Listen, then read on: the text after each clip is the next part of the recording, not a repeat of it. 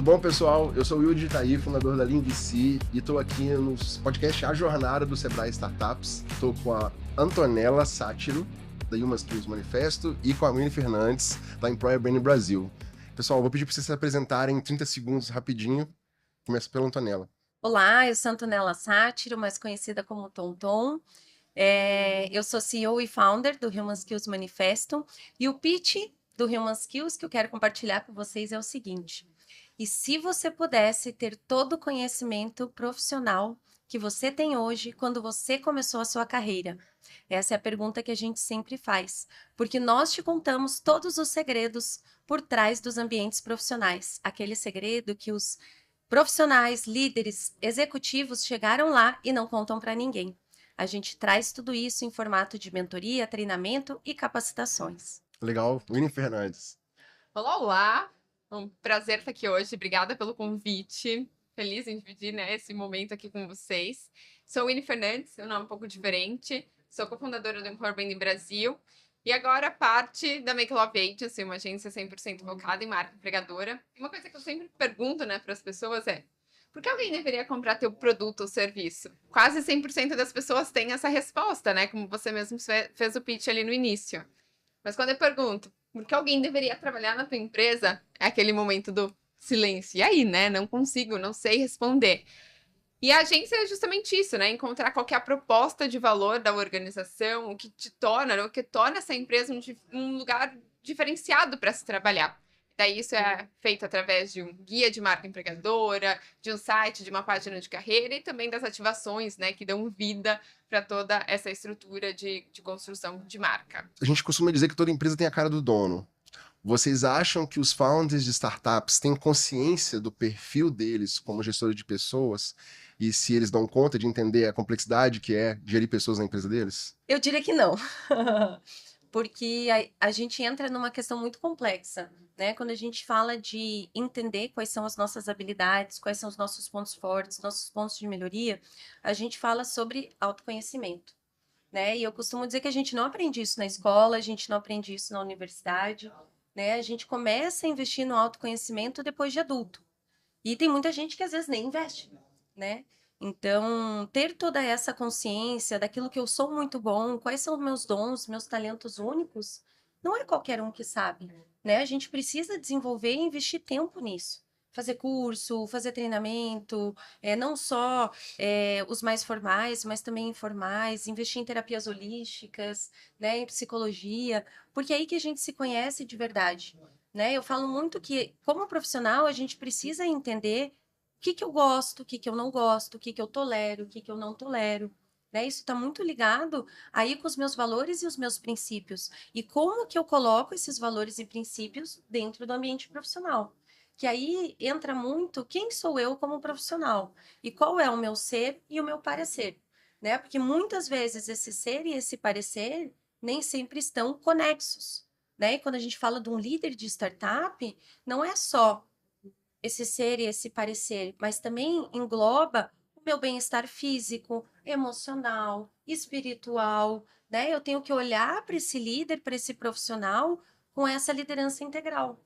E aí, quando a gente fala em refletir isso dentro de uma cultura, refletir isso dentro de uma empresa, é você pensar não só nesses aspectos formais e tangíveis, mas muito mais nesses aspectos intangíveis. Então, eu preciso me conhecer, eu preciso saber o que está acima do iceberg, e eu também preciso saber, mas principalmente, o que está debaixo do iceberg, que aí é onde está o autoconhecimento. É onde estão os meus medos, as minhas crenças limitantes, as barreiras que eu enfrento todos os dias, Então, resumindo isso, tudo que eu acabei de trazer, se a gente puder trazer em uma ferramenta, eu diria que é a janela de Johari. Aquilo que eu sei sobre mim, aquilo que eu não sei sobre mim, aquilo que eu não sei os outros sabem e aquilo que eu nem eu sei sobre mim. Então, trazendo um exemplo prático para quem está aqui nos ouvindo, nos assistindo, trabalhem na sua janela de Johari. Ela vai levar vocês além. Boa.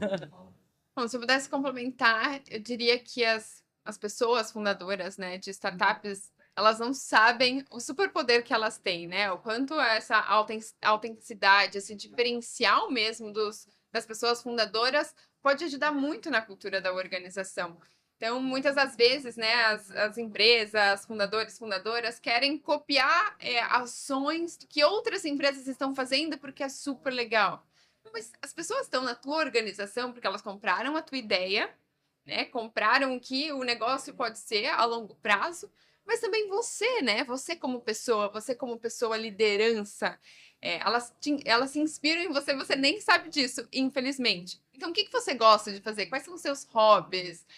O que em outras empresas que você trabalhou que foi um grande diferencial que você pode trazer e se inspirar? E eu lembro, né, que quando eu trabalhei numa fintech, o fundador, ele era muito assim, gostava de corrida, triatlon, Ironman, todas essas coisas.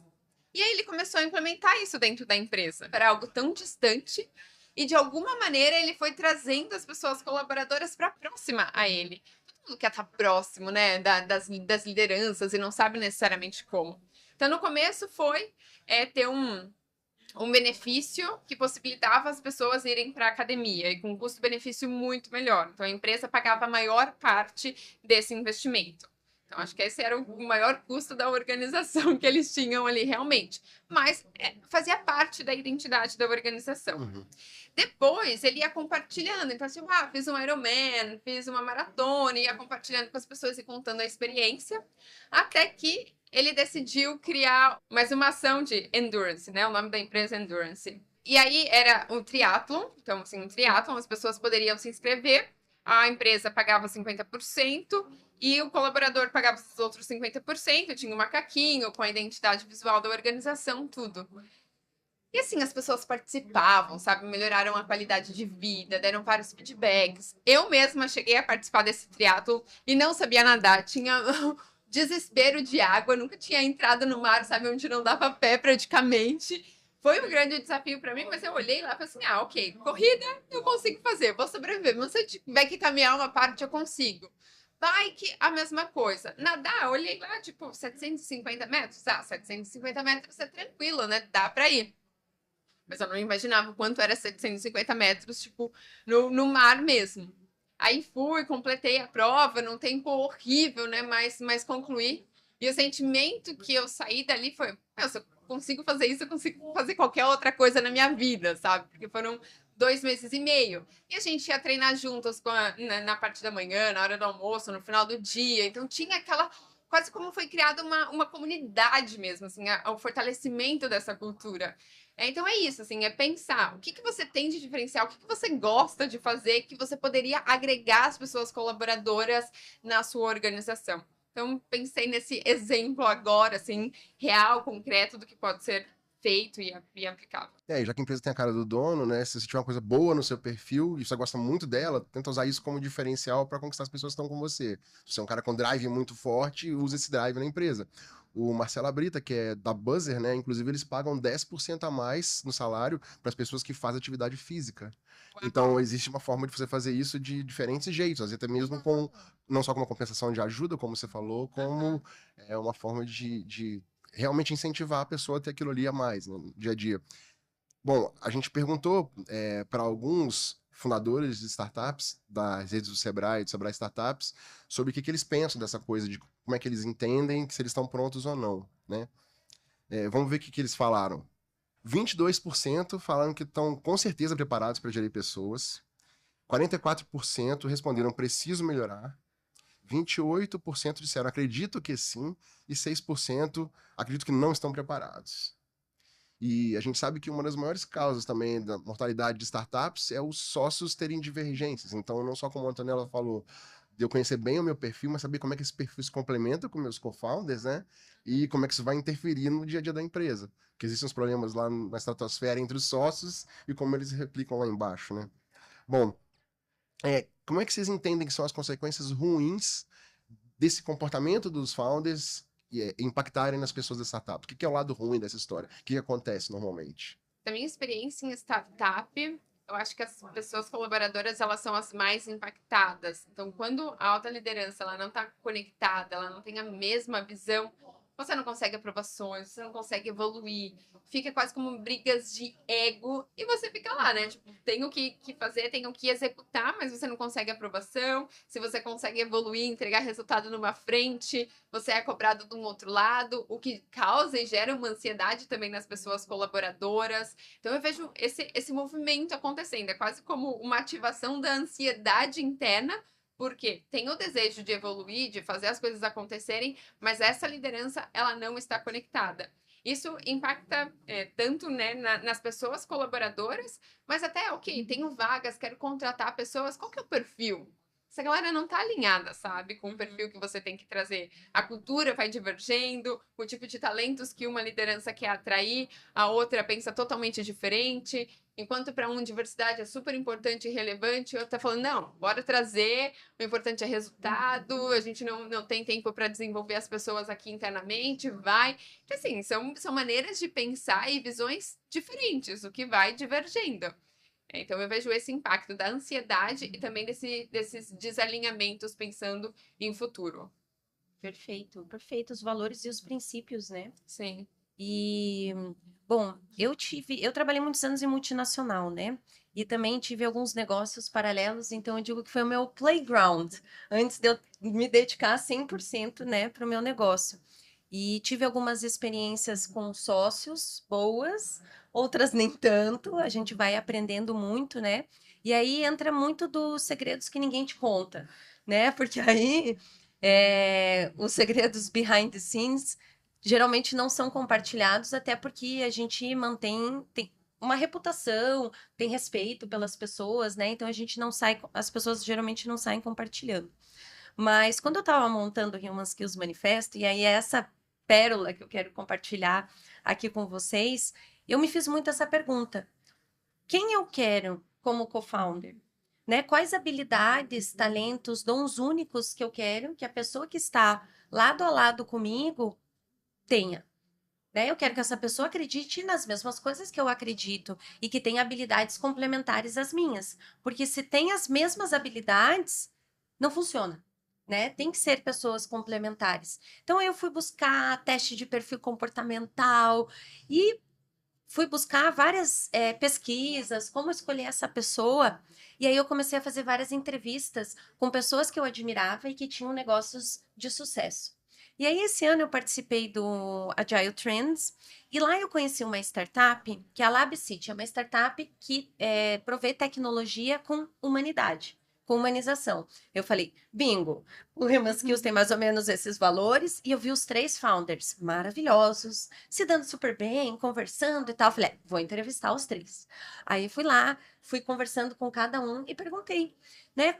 Nossa, vocês se dão tão bem, eu vejo que vocês têm perfis complementares, um mais tímido, o outro mais comercial, sabe? O outro mais estratégico. E dava para ver isso, assim, no rosto deles, quando eles falavam, pareciam, tipo, apaixonados por eles mesmos e pelo negócio. Eu falei, bingo, é isso. Aí eu perguntei para um deles, né? E daí ele me falou, então, um teste que a gente fez foi que a gente trabalhou muitos anos juntos. Então, a gente já tinha essa experiência de trabalho e isso possibilitou que a gente soubesse como era estar no mesmo ambiente profissional e não ter essa questão de ego, segredo, esses jogos de poder que geralmente acontece dentro das organizações e das startups. Aí eu falei, cara, eu tenho a pessoa perfeita? Como que eu não sabia que essa pessoa era perfeita? Né? Que foi a Karen Rebelo, ela foi minha gestora quando eu trabalhava na ExxonMobil, minha grande mentora, hoje somos amigas, fazemos mentorias uma com a outra, e ela já estava no negócio como autora do manifesto, mas ela ainda não era a co-founder. Aí eu falei, é isso, como que eu não tinha visto isso antes? Então essa é uma grande pérola que a gente pode trazer. Né? Fazer experiência quando a gente quer trazer pessoas para o negócio, de trabalhar juntos. Assim como as pessoas entram nas empresas, a gente tem um período de 3 meses de experiência. Né? Fazer esse período de 3 meses com o seu Test drive do co-founder. Inclusive, o Y Combinator, só comentar que o Y Combinator, que é, né, a maior aceleradora de startups do mundo, bastante tradicional já, uma das coisas que eles decidem sobre aceitar um time ou não, as perguntas mais críticas é há quanto tempo vocês trabalham juntos? É exatamente o que você falou. Então eles puxam muito, falam que estão acostumados a ficarem muito próximos por muito tempo, já apertados, ou seja, colega de trabalho, não precisa ser sócios de uma empresa, mas eles são muito focados no que você acabou de falar, disso. Sou mentora, né, pela ABS Startups, então, assim, são diferentes fases e jornadas do empreendedor ali. E eu lembro uma mais recente que eu mentorei, e, assim, a grande dificuldade era entre essa parceria mesmo. Então, 2 cofundadores ali da organização, mas, assim, quero fazer, mas não posso ocupar o espaço dessa outra pessoa, o que eu faço? Mas a essência principal ali, o que a gente identificou em conjunto, era a falta de transparência, de ter conversas difíceis. As pessoas meio que vão empurrando isso para debaixo do tapete e não jogam a real, sabe, do que está acontecendo, quais são os problemas, quais são os caminhos e as possíveis soluções que podem ser encontradas. E aí me lembrei também de um livro, Empatia Assertiva, né? Então, às vezes a gente quer ser tão legal, amenizar as coisas, e você não dá um feedback que vai causar uma transformação e uma mudança. Aí as coisas acabam se desfazendo, terminando, uma relação que poderia ser tá super boa ali, você se desfaz. Por quê? Falta de coragem de dar um feedback de qualidade. É conversas difíceis para todas as relações. Para você como liderança, que você tem um time, ou também para alta liderança e cofundadores dessa organização. Bora lá, sabe? O que está acontecendo? Quais são os problemas? Vamos colocar na mesa. Vai bagunçar, mas é isso, faz parte, né? Quando a gente vai organizar a casa, primeiro você bagunça para depois organizar. Então, eu tirei isso. Os times que eu trabalhei melhores, assim, com maior acoplamento entre co-founders e sócios, e até colegas de trabalho mesmo, a gente sentia que o time era muito integrado e que, sim, se eu tô com o microfone na mão e larga o microfone, alguém tá embaixo para pegar. E é assim que funciona. Então é muito difícil chegar a essa integração. Então talvez vale a pena falar para o empreendedor, né, que se na sua empresa você não sente essa integração com os seus sócios, é legal você buscar alguma coisa que resolva isso. E a gente falou muito sobre os co-founders, né, em relação entre founders, mas é legal também dar uma dica mais especial, assim, sobre que hora que é uma hora certa, que momento certo na sua empresa é a hora de definir a cultura da sua startup. Quer dizer, você já tem lá um time de 5 pessoas, 10 pessoas, que momento que começa a aparecer os sinais de que vale a pena você definir uma cultura formal e propagar essa cultura para todo mundo e começar a praticar isso? O que vocês pensam sobre isso? Eu diria que, assim, desde o início, né? Ela já vai se formando, assim, você já vai entendendo. Mas acho que não tem certo nem errado qual que é o momento, o que você vai fazer, mas naturalmente essas coisas vão acontecendo. E quando você traz clareza e luz, assim, esses são os valores, essa é a visão da nossa organização, essa é a missão, parece que as pessoas, elas compram mais, sabe? Elas gostam de ter ali uma frase, alguma coisa para reforçar isso diariamente. E você consegue tomar decisões com base nisso, com base na sua cultura. Ok, por que a gente está fazendo isso? Tá linkado aos valores da nossa organização? Porque daí você vai contratando todas as pessoas alinhadas a essa base. E outra, se você tem uma cultura muito forte, quem entra e não tá alinhado a isso, sai naturalmente, porque o ambiente espelha essa pessoa. Exato. E a Antonella está acostumada a lidar com isso também, porque a gente fala sobre cultura tóxica, né? Sim. E a gente vê muitas incorporações. E em startups que tem que perseguir eficiência, aquela pressão do dia a dia. Para os founders e para o time também, existem algumas situações, às vezes, que apesar de você ter essa prática da cultura, algumas situações vão ser impossíveis você conseguir manter aquele espírito. Então, como é que você vê esse lado que a Mini falou e como é que você lida com culturas tóxicas, se você está numa startup que você sente que esse momento acontece... É uma cultura tóxica. Então, o que vocês acham da cultura tóxica? Perfeito. Bom, fazendo o link com o que você falou da cultura, né, perfeito, esses valores e princípios, no Human Skills a gente tem uma dinâmica que a gente faz dentro das empresas, das startups, das multinacionais, que é para definir os valores e princípios dessa cultura, em conjunto, com todo mundo, né? Porque assim, quando todo mundo cria junto e existe essa cocriação, as pessoas se sentem parte disso.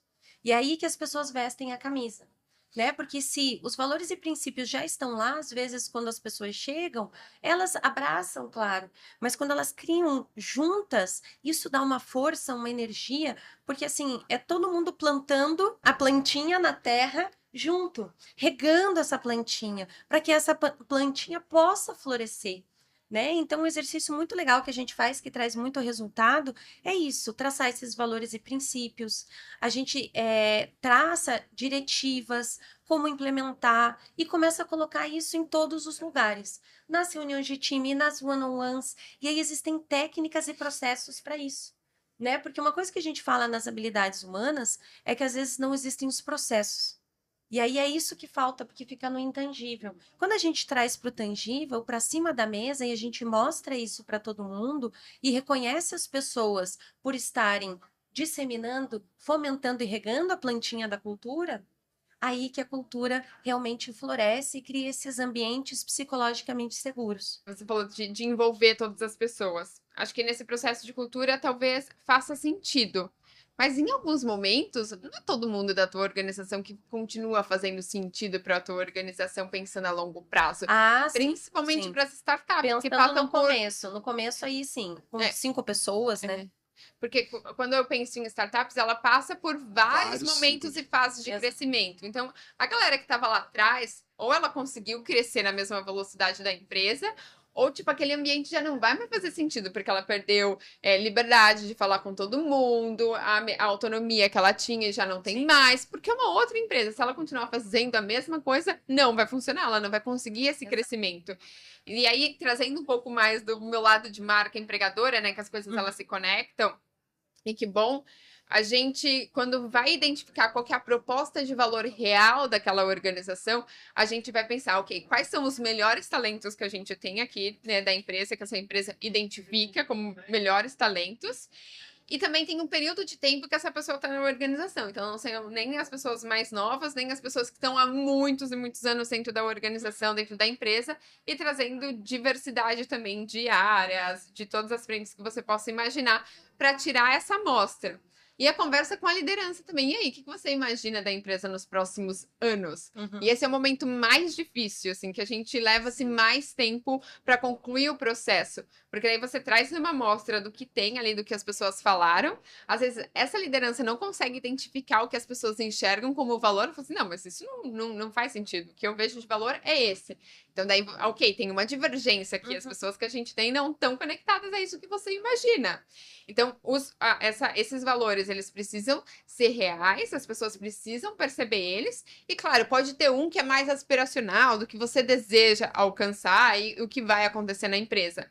Mas empresa é empresa, né? Tem que dar lucro, ela tem que se sustentar e é uma visão também um pouco a longo prazo. E aí, naturalmente, quando você tem isso concreto, ok, algumas pessoas não vão se identificar com aquilo, vão sair naturalmente da tua empresa, então seja pela cultura ou seja por, ok, é assim que nós somos, entendemos que somos essa empresa, e aí você atrai também as pessoas que estão conectadas com aquilo. Fez sentido? Acho que comecei a trazer um olhar mais que não necessariamente a gente precisa falar com todas as pessoas, é quem que realmente faz sentido, quem são esses top talentos. Perfeito. E às vezes pode ser por departamento também, né? A gente, por exemplo, aplicou e está aplicando esse código na Simpla. Que eles têm um time de CX, os Simplers, que são maravilhosos. E aí é muito legal, porque a gente começou a trabalhar esses valores e esses princípios na prática para o time de CX. Então, a startup ou a empresa, ela pode ter uma cultura, mas pode ser que os times também tenham culturas diferentes. Que aí entra muito no que você falou, até no estágio que a empresa está, né? Então, a gente pode pensar na cultura por diversas perspectivas, né? Olhando para o cubo por diversos lados, né? E trazendo essa cultura. E aí várias pequenas culturas podem moldar a cultura maior também, né? Então, cada startup tem uma realidade diferente. E é isso que é a beleza das startups, né? A gente se apaixona, eu me apaixono pelos negócios, pelas startups, quando as pessoas começam a me contar, porque geralmente as pessoas contam com aquele brilho no olhar, com aquele tesão, né? De tipo assim, cara, que massa! Olha como é que a gente é! E é isso que faz esse employer branding ser tão interessante e tão apaixonante, que é a alma do negócio. Porque o negócio também tem alma. E às vezes a gente esquece disso, né? Legal. A gente sabe que assim como a gente tem playbook para máquina de vendas, playbook para growth, não tem um playbook para pessoas muito claro. É muito difícil você pegar um playbook exato, um livro que você lê que é a grande referência para fazer isso. A gente falou sobre Employer Branding, cultura, relação entre co-founders, olhar para si mesmo, Janela de Johari, que é uma ótima referência, mas a gente não tem um playbook muito claro. Então, para finalizar, o que vocês deixariam de recado para um founder de startup que está agora pensando sobre cultura e falar, eu preciso resolver esse problema? O que é a coisa mais importante que ele tem que fazer agora? Tenho 2 dicas, né? A primeira delas pensando nisso que você falou, né? Eu sempre falo que eu sou uma pessoa muito filosófica, né? Então eu sempre me pergunto, por que estou aqui? Qual é o meu propósito? O que eu vim fazer nessa terra? Né? Porque eu digo que o propósito a gente não encontra, a gente constrói, né? E construindo esse propósito e sempre trazendo essas perguntas, uma das coisas que a gente trouxe muito no Human Skills foi o letramento em humanização. Então, a gente desenvolveu um letramento em humanização com conceitos básicos do que é respeito dentro de uma organização, né? Trazendo conceitos sobre agenda ESG, o que é liderança humanizada, o que é liderança tóxica, o que são essa cultura e esses ambientes. Então, deixo como dica, né? E também aproveito para fazer um spoiler, que vou lançar meu livro em novembro, que se chama Líderes que Curam.